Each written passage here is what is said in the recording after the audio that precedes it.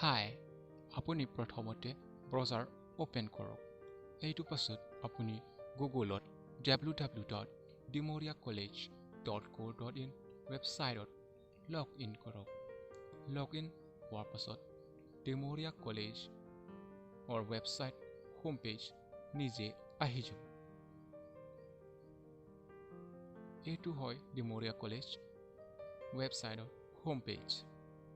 ইয়াত আপুনি ডিমৰিয়া কলেজৰ ডিটেইলছ পাব ইয়াত আৰু আপুনি অনলাইন বুলি অপশ্যনত ক্লিক কৰক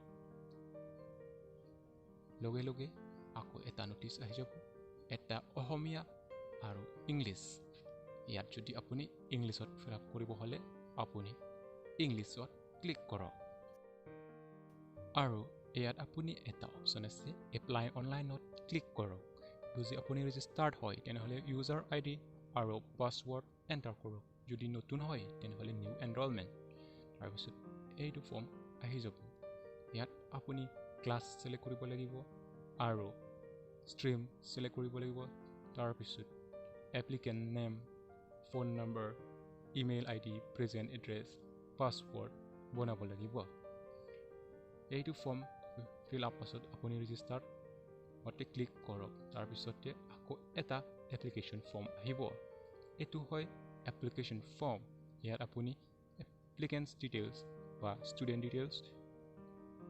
দিব লাগিব তাৰপিছত পেৰেণ্টছৰ নাম ফাদাৰ্ছ অকুপেশ্যন বা মাদাৰ্ছ তাৰপিছত ফোন নাম্বাৰছ তাৰপিছত ষ্টুডেণ্টৰ বেংক ডিটেইলছ দিব লাগিব আৰু এইটো ফৰ্ম ফিল আপ হোৱাৰ পাছত আপুনি ছেভ এণ্ড নেক্সট অপশ্যনত ক্লিক কৰক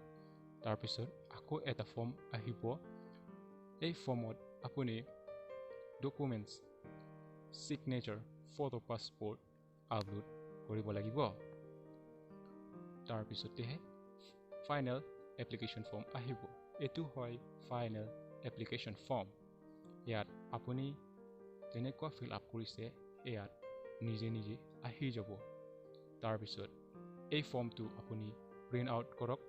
তাৰপিছত কলেজত জমা কৰক সেইটোৱে এডমিশ্যন প্ৰচিডিউৰ